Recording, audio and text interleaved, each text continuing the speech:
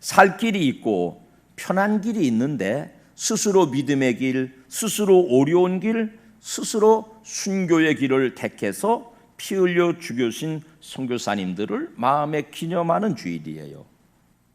한편 피 흘려 죽은 순교자가 아니더라도 조금만 우회하면 편한 길, 넓은 문이지만은 한사코 정한 길, 좁은 문으로 살아낸 사람, 피 흘려 죽은 것은 아니로되 죽은 것처럼 신앙을 지켜 살아낸 사람을 일컬어서 백색 순교자, 살아있는 순교자라고 한답니다. 김원근 목사님 선친 되시는 김용훈 목사님은 가까운 군산에서 목회하다가 돌아가셨는데요. 그분은 평생에 통장도 없고 집도 없고 아무 재산도 남기지 않고 당신이 쓰시던 육신조차도 후학들 다른 사람들의 건강을 위해서 병원에 신체를 기탁해서 의학 실습용으로 내놓으신, 아무것도 갖지 않고 그야말로 돌아가신 이 지역에서 백색 순교자라고 일컬어지는 분이에요. 성경에도 2000년 기독교 역사에도 우리 가까운 신앙의 동역자 선배들 중에도 목숨은 살아있지만은 믿음으로 말미암아 자신의 목숨을 완전히 순교자처럼 살아오신 분들 있습니다. 오늘은 그 많은 인물들 중에 성경에 나오는 요셉 이야기를 모범으로 삼아 보겠습니다. 가지 많은 나무에는 바람 잘 날이 없다대요. 야곱이라는 아버지는 각시가 넷이고요. 이 네 각시에서 아들 12명 태어났습니다. 네 각시 중에 제일 이쁜 각시가 라헬이라는 각시예요. 제일 사랑했어요. 이 각시에게서 난 아들이 요셉이에요. 그러니 더 이뻐요. 나이는 어리고 형들은 이미 다 커가지고 들판으로 양을 치러 나가는데 요 예쁘장한 11째 아들 요셉한테 좋은 옷 사다 입히고 이놈을 끼고 뽀뽀하고 어르고 같이 놀아주고 이뻐합니다. 아버지가 너무 요셉 이뻐하니까 다른 형들이 그 요셉 비호했어요. 하나님 사랑받으면 세상에서 미움받을 수 있다는 비유이기도 하겠습니다. 들판에 형들이 양치러 나갔는데 야야 요셉아, 가서 형들 양 잘 치는가 좀 보고 이 먹을 것도 좀 전해주고 오너라. 사뿐사뿐 색동옷 입고 형들 찾아 들판에 갔다가 형들이 마침 야 저놈 저 꼴보기 싫은 놈, 아버지 사랑을 혼자 독차지하는 놈, 글쎄 지가 뭐 우리 대장이 되겠다나 뭐라나 저놈 야 저거 어떡할까? 이틈에 그냥 잡아 없애버립시다. 그러자 구름 잡아가지고 옷 벗겨서는 샘, 물 안 나는 깊은 샘에다가 던져버렸어요. 죽은 목숨이죠. 그러다가 또 형 중에 그래도 우리가 뭐 그 같은 형제인데 죽일 거 있어. 마침 저기 봐, 저기 저것들 오잖아. 미디안 상인들이 지나가니까 읽어봅시다. 창세기 37장 28절 시작. 그때에 미디안 사람 상인들이 지나가고 있는지라 형들이 요셉을 구덩이에서 끌어올리고 은 20에 그를 이스마엘 사람들에게 팔매 그 상인들이 요셉을 데리고 애굽으로 갔더라. 미디안 상인들에게 돈 받고 팔았으니 사람의 인권, 형제간의 우애 이런 건 없죠. 개, 돼지, 짐승 취급 받은 거죠. 그 살아있는 생명의 존엄함, 형제로서의 가치 이런 건 다 없어졌고 돈, 은 20냥에 팔린 죽어버린 목숨이 됐습니다. 그런 극단적인 상황에서 큰아들은 조금 철이 들었든지 그거 우물에 빠뜨렸을 때 형들이 저만큼 양치러 간 사이에 다른 형제들이 뒤돌아와가지고 이렇게 말해요. 37장 29절 시작. 르벤이 돌아와 구덩이에 이르러 본즉 거기 요셉이 없는지라 옷을 찢고, 뭔 얘기냐면은 아주 분노와 슬픔을 격렬하게 표현하고 있다는 뜻이에요. 사람은 어떤 일을 만나면 분노와 기쁨과 내면의 감정들을 잘 표현하잖아요. 근데요, 이 요셉이라고 하는 소년, 그때 나이를 한 17살쯤 보는데요, 팔려갈 때 아무런 감정 표현이 들어있질 않아요. 일테면은 형들의 손을 놓지 않으려고 발악을 하다가 힘에 부쳐서 어쩔 수 없이 울며 불며 미디안 상인들의 손에 끌려갔더라. 뭐 이렇게 표현되는 게 맞을 거예요. 근데 전혀 요셉이 어떻게 반응했는지 표현되지 않습니다. 가족으로부터 버림받아서 짐승처럼 팔려갑니다. 죽어도 아무도 알 사람도 없고 살아도 무슨 종으로 팔려가니까 무슨 소망도 별로 없습니다. 쉬운 말로 죽은 목숨이에요. 그런데 이 소년 요셉에게는 그럴 만한 반항의 흔적이나 거절이나 고통이나 슬픔의 표정이 없이 묵묵하게 죽음의 길로, 종의 길로 걸어가고 있습니다. 죽지는 않았지만은 가족으로부터, 가장 가까운 형제들로부터 아버지 사랑 때문에 버림받은 사람, 죽음의 강을 건너가는 사람, 이런 사람을 살아있는 순교자라고 이름 붙일 수 있겠습니다. 왜냐하면 그 원인이 아버지의 사랑 때문에 죽게 됐으니까요. 하나님의 사랑 때문에 문중경 전사님도 죽음에 이르렀으니까요. 그 사람은 목숨이 끊기지 않았으니까 살아있는, 그러나 정말 내면으로는 죽어버린 사람, 백색 순교자라고 부르는 것입니다. 가정에서 버림받은 요셉은요, 애굽으로 종으로 팔려갔는데 그 애굽의 국방부 장관이나 아니면은 군 사령관쯤 되는 보디발 장군의 집으로 팔려갔습니다. 그런데요, 그 표정을 나중에 증명해 보니까 불평하거나 원망하거나 낙심하거나 슬퍼하거나 고난의 표정이 없다는 것이 발견돼요. 종으로 팔려갔는데 집도 설고 물도 설고 사람도 설고 살지 죽을지 알 수 없는 땅에 남의 집에 종으로 팔려갔는데 그 표정에서 고통과 염려와 분노와 반항과 거절과 거역, 사람을 망하게 만드는 그런 표정을 찾아볼 수가 없습니다.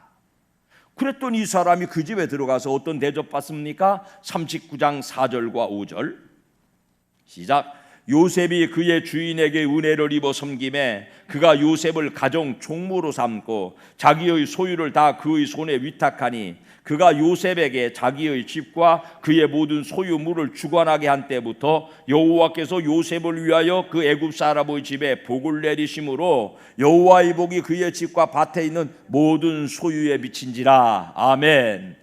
말하자면 요셉이 그런 거예요. 저 가난한 지질이 메마른 땅 가나안에 살다가 애굽의 미국 같은 땅에 종으로 팔려왔는데 여기서 일약 스타가 된 거예요. 여기서 일약 성공 출세한 거예요.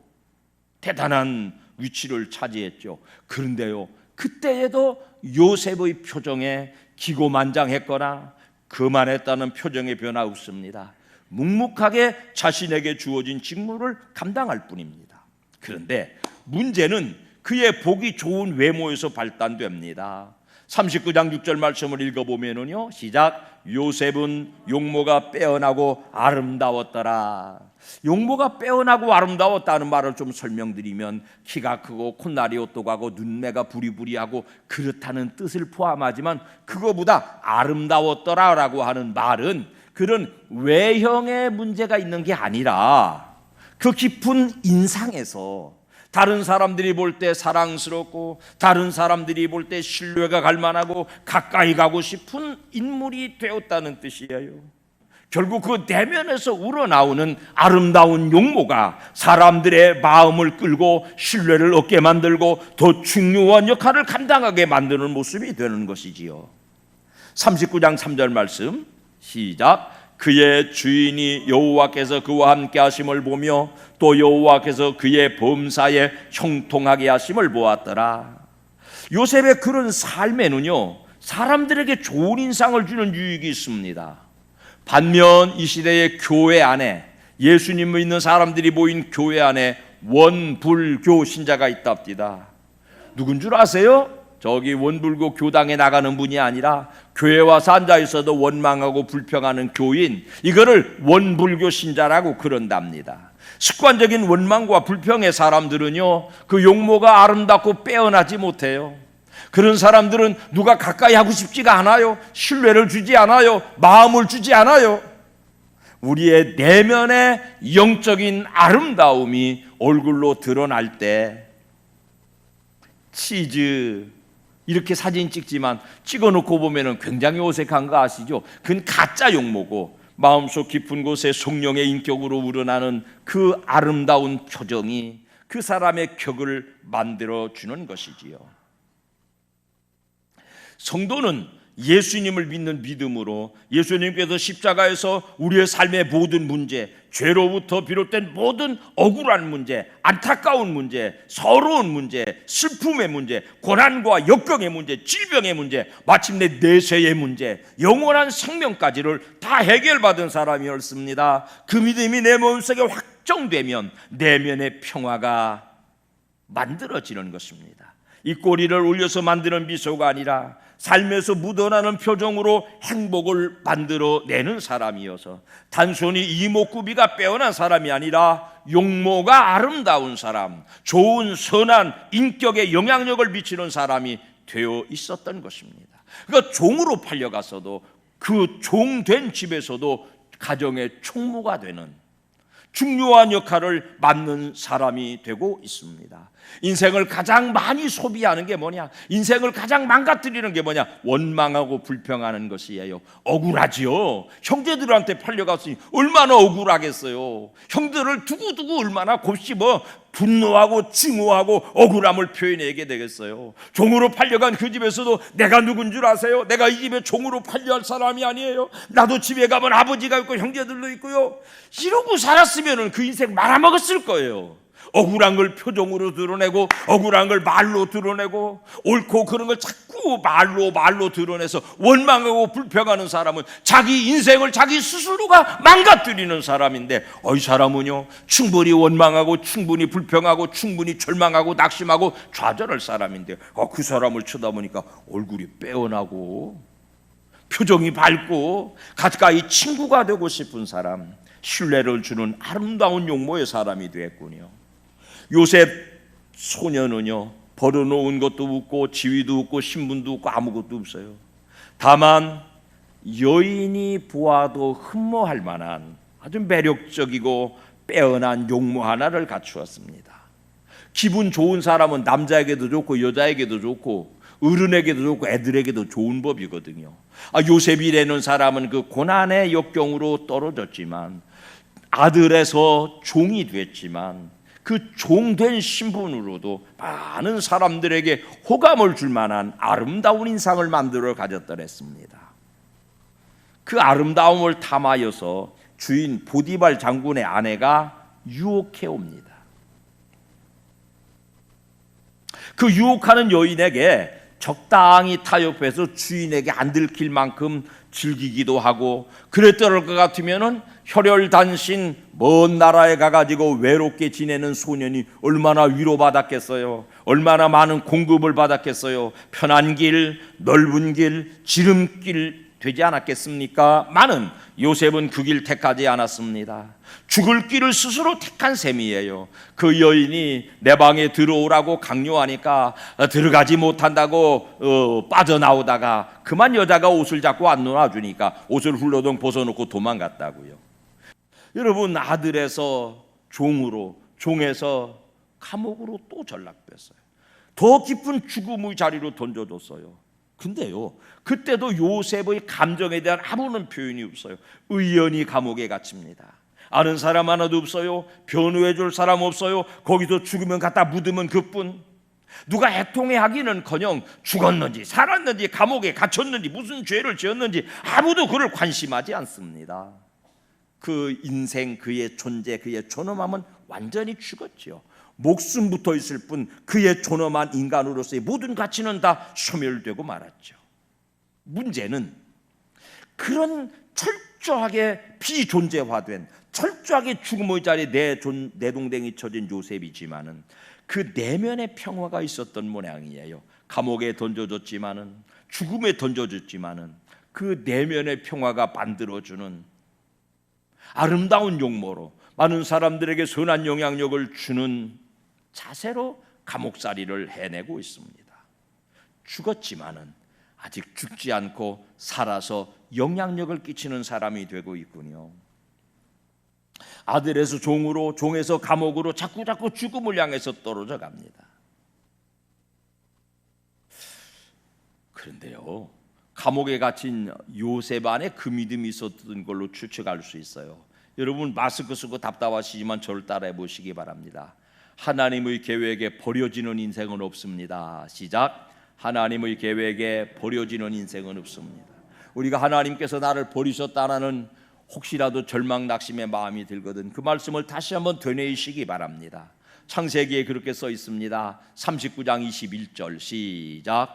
여호와께서 요셉과 함께 하시고 그에게 인자를 더하사 간수장에게 은혜를 받게 하시며 요셉이 감옥에 있는 동안에도 하나님이 그와 함께 하셨답니다. 하나님은 절대로 사람을 포기하지 않으십니다. 하나님은 끝까지 우리를 추적해 오십니다. 하나님은 우리가 달아나는 자리까지, 마지막 감옥에까지 끝까지 찾아오시는 하나님이십니다. 감옥에서도 요셉과 함께 하셨습니다. 요셉이 감옥으로 떨어지니 죽음이나 방불한 환경에서도 표정의 변화가 없었다는 점은요, 23절 말씀에서 눈치챌 수 있어요. 시작. 간수장은 그의 손에 맡긴 것을 무엇이든지 살펴보지 아니하였으니 이는 여호와께서 요셉과 함께 하심이라. 여호와께서 그를 범사에 형통하게 하셨더라. 여러분, 감옥에 갇혔더니 감옥을 책임진 간수장이 요셉에게 일을 맡기고 돌아도 안 본대요. 믿었대요. 신뢰했대요. 죽음 같은 상황에 던져졌지만 여전히 표정의 변화가 없이 믿음을 지키고 아름다운 표정을 유지하고 있었던 모양이지요. 부당한 대접이지만은 당한 대로 받아들이는 모습이에요. 보디발이나 그의 아내를 향해서 얼마나 원망하겠어요. 얼마나 분노했겠어요. 만약에 그랬더라면은 그 문제가 해결되기도 전에 이 젊은 아이 마음에 스트레스가 쌓여가지고 아마 먼저 죽고 말았을 거예요. 그러나 부당한 대접, 원망할 만한 상황 속에 자기 자신 속에 계신 하나님과 깊은 교제를 통해서 여상한 삶을 유지하고 있었습니다. 2년 감옥에서 살아냈답니다. 60이 넘으니까 눈 2번 감았다 뜨면 2년 지나갑니다. 정월이 엊그제 같은데 9월이군요. 60이 넘었으니까 70 넘었으면 더 빠르겠죠. 80 넘으신 분들 어떠세요? 17살짜리 소년에게 2년은 아마 영원처럼 긴 시간일 거예요. 그것도 지발로 자유롭게 사는 것도 아니고 감옥에 갇혀가지고 사는 2년은 아마 영원한 시간처럼 느껴졌을 거예요. 어렸을 때는 시간이 길게 느껴지지 않습니까? 그 고난의 시간을, 견딜 수 없는 길이의 시간을 견디고 있는 어느 날 장관들 둘이 감옥에 붙들려 왔어요. 한 사람은 술 맡은 장관, 한 사람은 떡 맡은 장관. 그래가지고 그 안에 들어온 장관들이 뭐 나라 살림살이에 대해서 이런 말 저런 말하는 걸 다 듣고 거기서 공부가 됐답니다. 나중에 요셉이 총리가 돼서 나라를 잘 이끌어간 그 이면에는 2년 동안 감옥에서 잡혀 들어오는 고위 관리들, 정부 공무원들이 하는 얘기를 다 듣고 국정을 운영할 만한 지혜가 생겼다, 그런 연구를 했죠. 여하튼 술 맡은 관원과 떡 맡은 관원이 들어왔는데 둘 다 억울한 모양이지요. 이러고 저러고 애를 새기지 못하다가 꿈을 꾸었어요. 같은 날 같은 꿈을 둘이 꾸었어요. 떡 맡은 관원은요, 글쎄 떡덩어리를 이고 가는데 까마귀가 3마리 날아와서 자기 떡을 홀딱 다 파먹어 버리더랍니다. 근심을 가지고 요셉 앞에 그 꿈 말하니까 요셉이 미안하지만 장관께서는 사흘 후에 목이 달아나실 꿈을 꾸셨습니다. 술 맡은 관원장은 내가 포도를 따다가 3잔의 이 포도주를 짜가지고 바로왕께 드리는 꿈을 꾸었어. 사흘 후에 장관님께서는 살아나실 것입니다. 다시 바로 왕 앞에서 그 전직을 회복하시리이다. 3일 후가 바로의 생일이었대요. 생일에 떡 맡은 관원은 날아가서 그만 사용당하고, 사흘 후에 술 맡은 관원은 요셉이 꿈 해석해 준 대로 가가지고 다시 전직을 회복했습니다. 근데요, 그 술 맡은 관원에게 요셉이 이런 부탁 하나 해요. 40장 14절 말씀 시작. 당신이 잘 되시거든 나를 생각하고 내게 은혜를 베풀어서 내 사정을 바로에게 아뢰어 이 집에서 나를 건져주소서 청탁해요.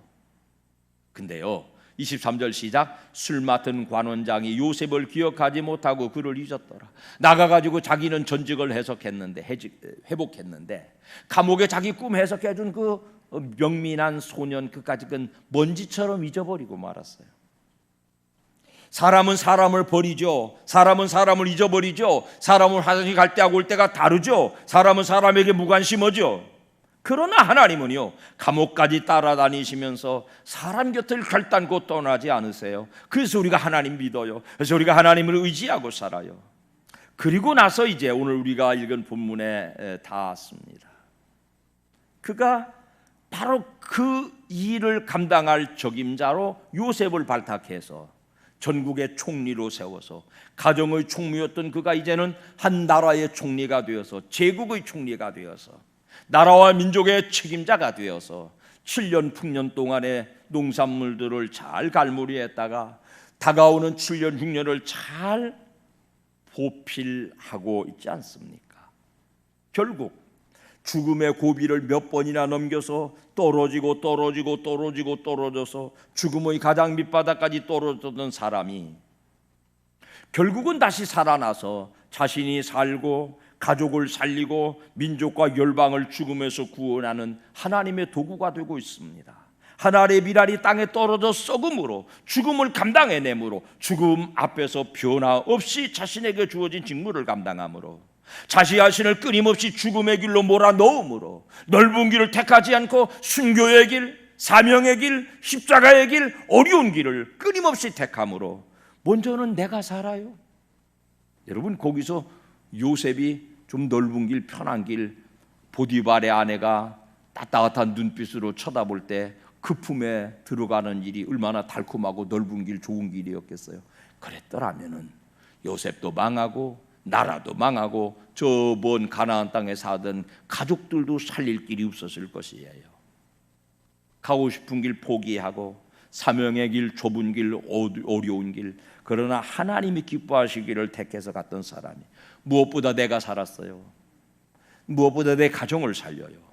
교회를 살리고 나라 민족을 살립니다. 순교자들을 기리는 것은 신앙의 좋은 덕목이죠. 그러나 기리고 기념하는 것이 신앙일 수는 없습니다. 그 삶이 올바르다고 깨닫는 것이기 때문에 그 삶을 살아내야만 됩니다. 그 삶의 윤리, 도덕적 가르침을 말하는 게 아니고요, 목숨을 거는 삶은 목숨을 주신 예수님을 만나야 가능하거든요. 예수 그리스도께서 순교자 되셔서 당신이 좁은 길 걸으셔서 당신의 목숨을 버리심으로 저나 여러분에게 생명 주셨어요.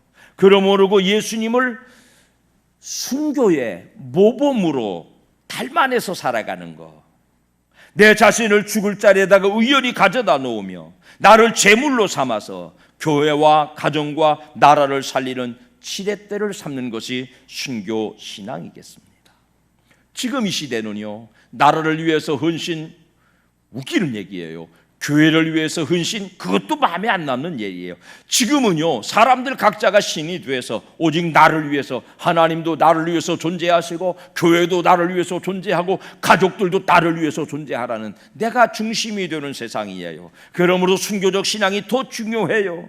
나를 버릴 때, 나를 포기할 때 내가 형제들에게부터 자식의 신분을 잃어버리고 감옥에 갇히고 감옥에서도 잊히고 버림당했어도 내가 중심이 되지 않고 나 아닌 네가 사는 길을 택해 나갈 때 결국은 내가 살고 너도 살고 더불어 나라 민족 온전체가 살아나는 생명 역사가 일어납니다. 예수 삶이 그거였으니까요, 죽으면 죽으리라는 결단이 나를 살리고 교회 가정 나라 민족을 살립니다. 내가 중심되지 마십시오. 나를 제물 삼으십시오. 나를 지렛대 삼으십시오. 나를 통해서 내 가족이 살잖아요. 굶어 죽게 생긴 애굽 나라가 살지 않습니까? 사랑하는 여러분, 지금 이 시대 사회 문화 흐름은요, 내가 주인이에요. 나를 위해서 모든 게 되어야 돼요. 근데 성경에 가르치면 나는 예수 그리스도의 삶을 본받아서 남을 위하여서 헌신되고 희생되고 썩고 감옥에 갇히고 감옥에서도 잊혀져 버리는 순교적 신앙을 요청하고 있습니다. 고품격 복된 가족들이 나를 위해 살지 않는, 너를 위해 사는, 교회를 위해 사는, 나라 민족을 위해 사는, 가정을 위해 사는 헌신적 신앙, 순교적 신앙, 목숨을 가지고 있지만은 순교적으로 살아내는 백색 순교자들 모두가 되시기를 예수님 이름으로 축원합니다.